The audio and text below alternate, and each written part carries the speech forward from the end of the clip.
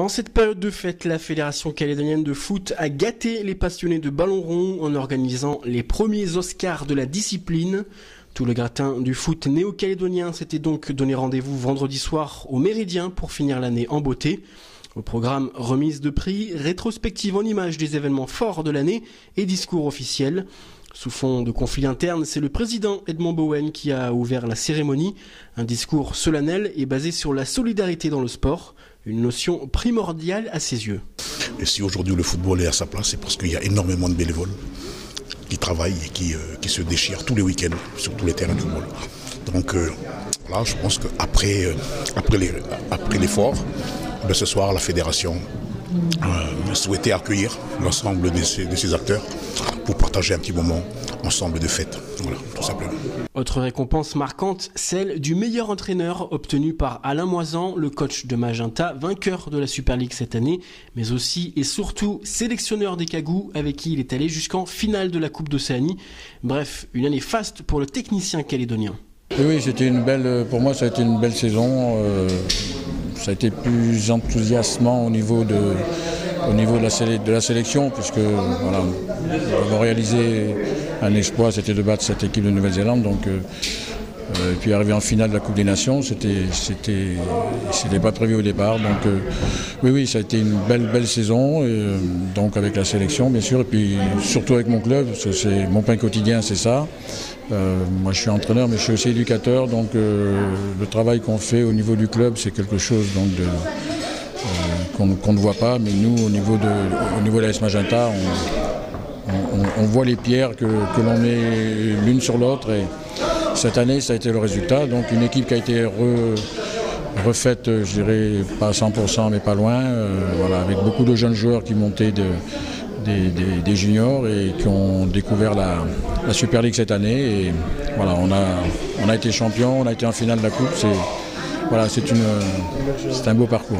Du côté des joueurs, le suspense a été entier puisque le prix du meilleur joueur est revenu à Bertrand Caille, le serial buteur de Yengen et meilleur scoreur de la Super League. Il a partagé son prix avec Patrick Wadjoka de Juanono.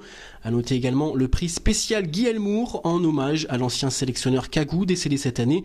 Ce prix spécial a été remis à Georges Gop Fenepej, le joueur professionnel calédonien qui évolue sous les couleurs de Troyes en Ligue 1. Bref, une belle soirée de foot a été organisée. Enfin, connaisseur de sport, Érigué, le maire du Mont d'Or et aussi passionné de ballon rond, avait tenu absolument à participer à cet événement. Oui, c'est bien une bonne initiative de la fédération. Moi, je crois que c'est ces moments de pause en fin de saison pour que tout le monde puisse se retrouver en dehors des terrains. Et puis surtout mettre à l'honneur les éducateurs, souvent ceux qui sont un peu dans l'ombre, hein, les bénévoles, les dirigeants. Il y a des gens qui lavent les maillots, vous savez, hein, qui font du travail un petit peu ingrat, qu'on ne voit jamais. Donc c'est une bonne occasion de les mettre en avant. Je suis très très heureux qu'un gardien ait été récompensé, parce que je crois que c'est jamais trop celui qui est mis en avant dans le football. On a plus tendance à regarder le buteur qu'à regarder le gardien de but. Donc voilà, j'aime bien ces différents regards du football. Et puis les arbitres aussi qui ont été mis en l'honneur. Et moi j'ai un petit coup de cœur pour le football féminin.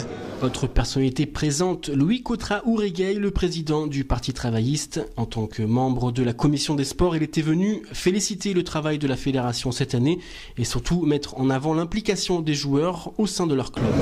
Oui, bien sûr. Et en tant que président de la commission des sports, j'ai tenu à être là pour rendre hommage à ce travail, le reconnaître et puis dire aussi ce que j'ai dit tout à l'heure, hein, que suite aux sollicitations de la fédération, au niveau du budget, on a abondé pour donner des moyens pour les déplacements des équipes de football. Comme la formule aujourd'hui, c'est beaucoup de déplacements. Donc voilà. Donc puis c'est bien parce que pour encourager cette fédération, c'est la plus importante du pays. Je crois qu'il y a pas loin de 15 000 licenciés, donc c'est extraordinaire de voir les petits gamins jouer, de voir cette élite aussi.